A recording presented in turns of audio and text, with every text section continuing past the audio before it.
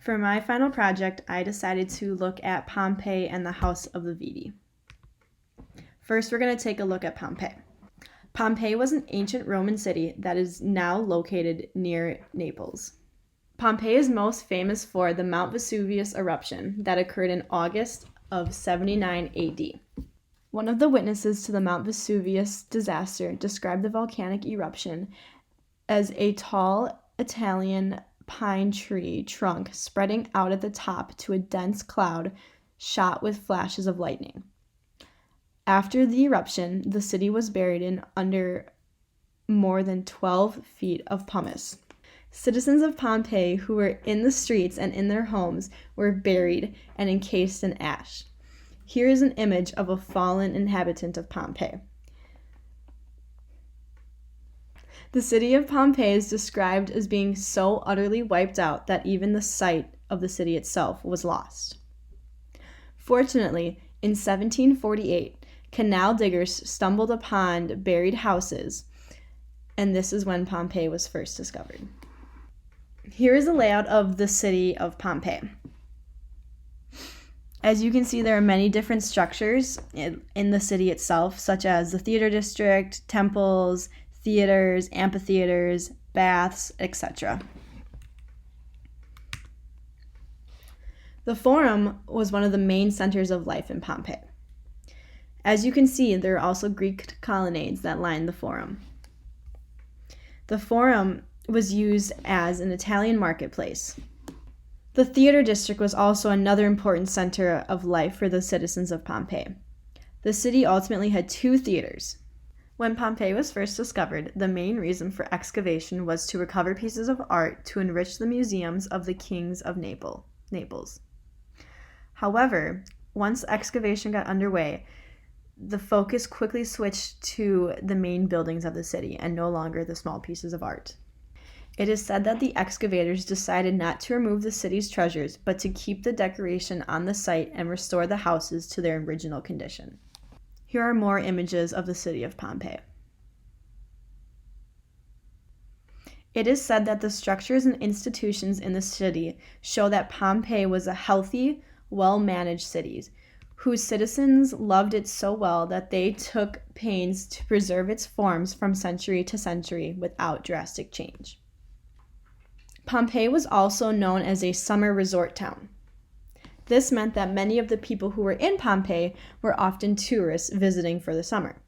Pompeii was also a well-ordered town arranged for living and conducting business in public and private places. It is often said that Pompeii's pride is a beautiful porticoed forum with temples and public buildings and statues of which a much larger city would have been proud of.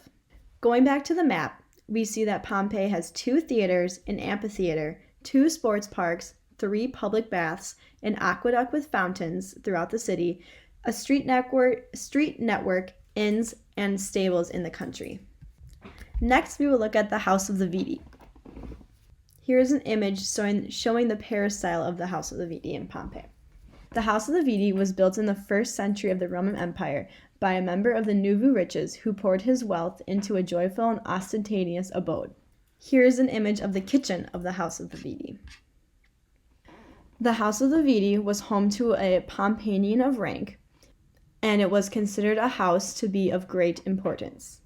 The House of the Vettii was described as a theatrical house, opulent in color, and had many works of art throughout it. There were also play of water throughout the house, such as fish ponds. Here are just some of the works of art throughout the House of the Vettii. During the excavation of Pompeii, the House of the Vettii was discovered in 1894. This is considered when the true rebirth of Pompeii began. The house lies in the 6th region of Pompeii at the north end of the city and was kept in an excellent state of preservation due to the pumice that encased the city. After the house was excavated, repairs were done to the roof, pillars, and garden of the house to restore it to its original beauty. Statues and paintings from the house were not removed to go to the Museum of Naples like many of the pieces of art from Pompeii were. The House of Pompeii was very large, with a 97-foot front door. By the entrance, there was room for a doorkeeper, and that had 2 more wall paintings near it. Throughout the house, there were also 2 atriums and a dining room on the 2nd floor.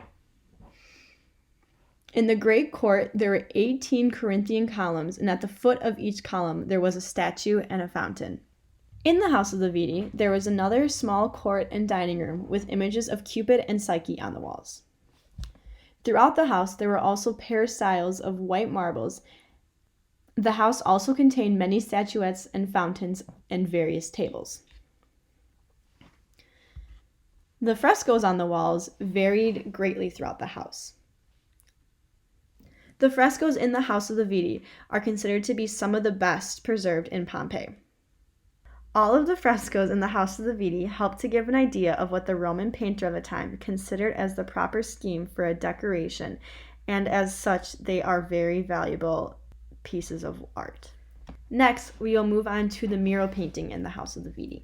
Here is the mural painting. Here's some backstory to the mural painting. Before Christ, coins in the Roman Republic were made with almost no care at all.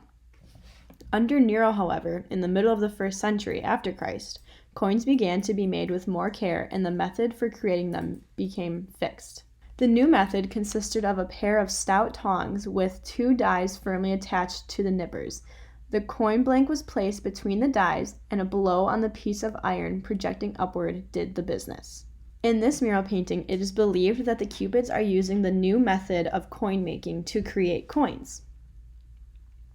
As you can see in the image, the lower nipper is placed down flat on the anvil, there being so much apparent space between it and the upper one that we may easily imagine the 2 flat dies firmly attached together with the coin blank lodged between.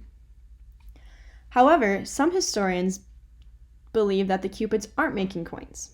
One historian believes that the first Cupid is finishing a shield carved or engraved like the helmet shown in another painting at Pompeii. He also believes that the second workman seems to be engaged in intensifying the heat by a blowpipe held with his left hand. It is also believed that the figure holding the balances is believed to be a Roman lady who has come to select jewels in the shop of a goldsmith. Overall, this historian believes that this mural is depicting an operation analogous to beating gold. Next, we will look at the Allee paintings in the House of the Vettii. Wall paintings in the Allee of the House of the Vettii were done at a transitional period from the late 3rd style to the 4th. The 4th style decorations in the House of the Vettii are among the most frequently cited and illustrated examples of Roman wall painting. In the House of the Vettii, this is where the most important paintings are found. These paintings are especially informative due to their distinct stylistic character. They offer invaluable insight into the process of transition between the 3rd and 4th styles.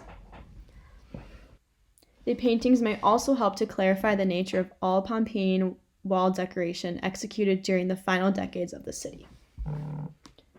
The South Allee H and North Allee I, situated directly opposite another at the west end of the atrium, contain virtually identical and therefore contemporary systems of decoration. Here's the South Allee H, and here's the North Allee I. Here is a description of the 2 Allee. The back solis is decorated with plants in broad panels and contains just below its upper border a continuous horizontal band in red, creating a narrow paradella-like division. The central zone on each wall is dominated by a composition of 3 large yellow panels. Some of these have concave upper and lower borders. The others are either rectangular or slightly pedimented. Each panel in the central zone is fully framed by a delicate white filigree border. Enclosing the central panel, each wall is a slender gold edicula with colonnades resting on the lower border of the predella. Lower portions of the vertical spaces separating the panels in the area beneath the panels are red ground. The rest of the zone between and above the panel is in white. Against this white ground and partially obscured by the panels are fanciful constructions rendered less distinctly than the other components of the zone to produce a pronounced atmospheric effect. In the white ground upper zone, well preserved only on the south wall south alley, delicate yet social architecture supported at the end of the wall from the central zone, coexists with more purely ornamental two-dimensional bands, garlands, and aediculae. And here are my sources.